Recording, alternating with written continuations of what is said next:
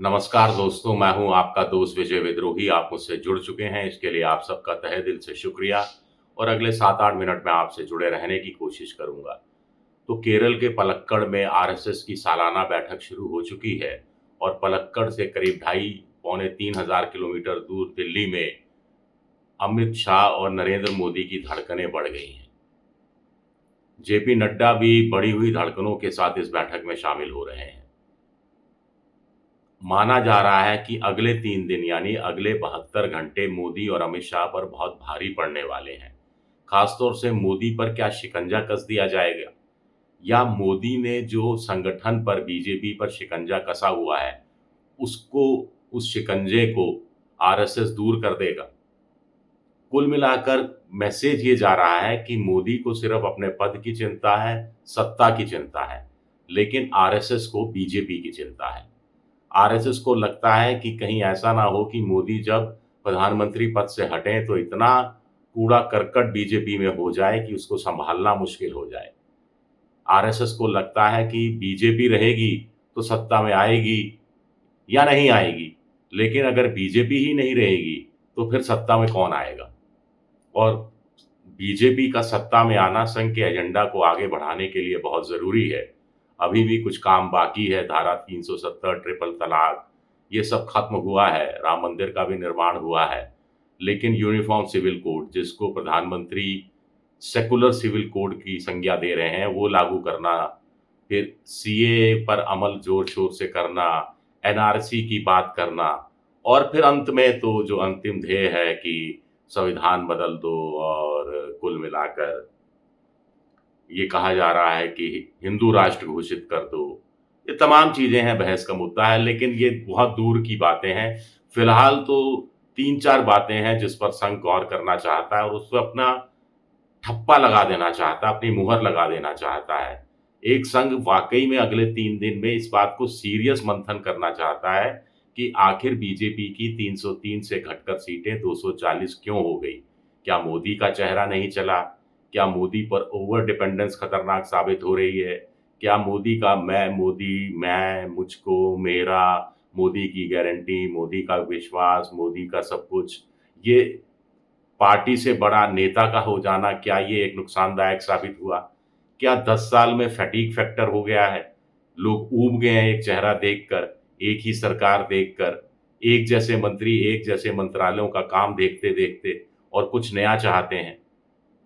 और ऐसे में संघ विकल्प के रूप में क्या कुछ चीज़ें ढूँढ रहा है कि कल को प्रधानमंत्री के रूप में किसको सामने रखा जाए और किसको कुर्सी पर बिठाया जाए। जैसा कुछ लोग कह रहे हैं कि 2025 में 17 सितंबर को मोदी के 75 साल ज़िंदगी के पूरे हो जाएँगे, तो क्या एक मार्गदर्शक मंडल में भेजा जाएगा? कुछ लोग कह रहे हैं मार्गदर्शक मंडल में क्यों भेजा जाएगा? अगर संघ की नज़र में 10 साल में बीजेपी का कबाड़ा किया है मोदी ने, कुछ लोगों के अनुसार आर्थिक स्थितियों का, आर्थिक नीतियों का कबाड़ा किया है, तो उससे मार्गदर्शन लेने की क्या ज़रूरत है? वो तो फिर केदारनाथ जाएँ या कन्याकुमारी जाएँ, वहाँ ध्यान मुद्रा में चले जाएँ। खैर, बड़ा सवाल ये है कि संघ को लगता है कि उड़ीसा में बीजेपी और संघ का कार्यकर्ता साथ आया, सफलता मिली। दिल्ली में साथ आया, सफलता मिली। मध्य प्रदेश में साथ आया, बम्पर सफलता मिली। लेकिन बाकी जगह साथ नहीं आया। बाकी जगह संघ का कार्यकर्ता, बीजेपी का कार्यकर्ता थोड़ा-सा आपस में ऊपर-नीचे, ऊक-चूक की स्थिति में रहा, जिससे राजस्थान में 11 सीटें हार गए। सबसे ज़्यादा नुकसान तो उत्तर प्रदेश में हुआ, जहाँ सीटों की संख्या आधी रह गई। तो इसका वजह क्या है? इसका अंतिम समाधान यानी संघ के हाथ में सरकार के बड़े फैसलों की भी नकेल रहे। जैसे एनडीए की सरकार है, तो कॉमन मिनिमम प्रोग्राम बनाने की बात चलती है गठबंधन सरकार में। संघ चाहता है कि संघ और सत्ता के बीच में कॉमन मिनिमम प्रोग्राम बन जाए, यानी इस तरह की अगर जो फैसले बीजेपी करती है, आला कमान करता है, क्योंकि संगठन और सत्ता में कोई फ़र्क नहीं है। मोदी प्रधानमंत्री भी हैं, अमित शाह गृह मंत्री भी हैं, लेकिन संगठन पर भी पूरा दबदबा है उनका। जेपी नड्डा की कोई सियासी औकात उस रूप में दिखती नहीं है। वैसे भी एक्सटेंशन पर चल रहे हैं, वैसे भी नए अध्यक्ष की तलाश हो रही है, जो संघ का आदमी रहेगा। मोदी की सेह नहीं चलने वाली। पहले क्या होता था कि सत्ता बीजेपी पार्टी है वो सूचित कर देती थी कि इसको हम बना रहे हैं, for your information only, FYI। लेकिन अब ऐसा नहीं चलेगा, आपको सूचित नहीं करना पड़ेगा, संघ सूचित करेगा कि इसको हमने तय किया है, इसको आप नए अध्यक्ष की शपथ दिलवा दें। तो वो नया अध्यक्ष कौन होगा? बीजेपी मोदी के साथ पटरी बैठेगी, नहीं बैठेगी? स्वाभाविक तौर पर जो संघ का अध्यक्ष होगा, वो संघ की रुचि, संघ के हित, उनका ज़्यादा ध्यान रखेगा। एक और बात है कि संघ को लग रहा है कि जम्मू-कश्मीर, हरियाणा में बीजेपी की स्थिति खराब है, तो कैंडिडेट बदले जाने की ज़रूरत है, विधायकों को रिपीट नहीं किया जाए, संघ का कार्यकर्ता पूरे जोर-शोर से लगे, इसीलिए क्या राम माधव को भी भेजा गया या अरुण कुमार को हरियाणा का प्रभारी बनाकर भेजा गया है। लेकिन जो वॉशिंग मशीन वाली स्थिति बन गई, उसको लेकर भी संघ सहमत नहीं है कि कोई भी भ्रष्टाचारी है जिस पर ईडी, सीबीआई ये सब पहले जाँच एजेंसियों को पीछे लगा दो, उसके बाद अपनी पार्टी में शामिल कर दो और अपनी संख्या बढ़ा दो।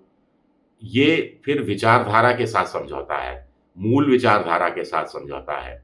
बीजेपी ने जो उम्मीदवार चुनाव मैदान में उतारे थे 450 के आसपास, उसमें से 116 के आसपास शायद है, जो दूसरी पार्टियों से आए हुए थे। 240 जो लोकसभा के सदस्य बीजेपी के जीत कर आए हैं, उसमें भी कुछ लोगों के अनुसार 60-65 दूसरी पार्टियों से आए हुए हैं, मूल रूप से वो बीजेपी के नहीं हैं। अभी हाल ही में हमने देखा, बिट्टू कांग्रेस से आए, लोकसभा चुनाव हारे, राज्यसभा के ज़रिए राज्यसभा भी भेज दिया और मंत्री पद पहले ही दे दिया गया। किरण चौधरी हरियाणा में, दिल्ली बार काउंसिल के अध्यक्ष राज्यसभा में, ऐसे बहुत सारे नाम सामने आ रहे हैं, तो संघ इस बात से भी सहमत लगता नहीं है। तो मोहन भागवत ने जो पिछले दिनों 2-4 बयान दिए थे, उस कसौटी पर क्या प्रधानमंत्री नरेंद्र मोदी को कसा जाएगा अगले 3 दिन? क्योंकि उनका कहना था अहंकार नहीं होना चाहिए, बायोलॉजिकल ही होना चाहिए, सुपरमैन, गॉड, सुपर गॉड, भगवान, ये सब नहीं होना चाहिए। फिर उन्होंने ये भी कहा था कि प्रतिस्पर्धा होनी चाहिए, विपक्ष को विपक्ष नहीं कहना चाहिए, प्रतिपक्ष कहना चाहिए और एक ही आदमी का बहुत ज़्यादा होल्ड नहीं होना चाहिए और लगातार होल्ड नहीं होना चाहिए। अभी रुचिर शर्मा की एक किताब आ रही है इकोनॉमिक्स टॉपिक्स पर, उनका भी ये कहना था कि दुनिया में पहली बार कोई जीत कर आता है तो बड़े उत्साह से काम करता है, दूसरी बार जीतता है तो भी उत्साह रहता है, लेकिन तीसरी बार जीत के बाद रिटर्निंग जो होता है परफॉर्मेंस में जो आपको रिटर्न मिलता है वो कम होता जाता है, ऊब भी पैदा होती है, नया भी नहीं होता, नई योजनाएँ भी नहीं होती। फिर लोग नई योजनाओं पर गौर करने से पहले पिछले 10 साल का हिसाब माँगना शुरू करते हैं और अगर आपके हिसाब के मामले में आप फिसड्डी हैं, तो फिर आप क्या हासिल कर पाएँगे? महाराष्ट्र संघ के लिए चिंता का विषय है, झारखंड संघ के लिए चिंता का विषय है। तो ये तमाम मुद्दे हैं जिन पर चर्चा होनी है और इसमें उभर कर क्या आता है ये देखना दिलचस्प रहेगा।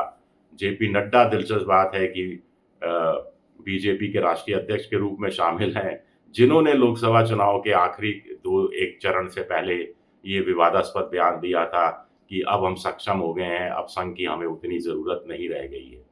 तो संघ बताना चाहता है कि आपको संघ की शरण में आना ही होगा, आपका और कोई गुजारा नहीं है। शुक्रिया मेरा ये वीडियो देखने के लिए, पसंद आए तो लाइक कीजिए, सब्सक्राइब कीजिए, शेयर कीजिए। शुक्रिया, बहुत-बहुत शुक्रिया।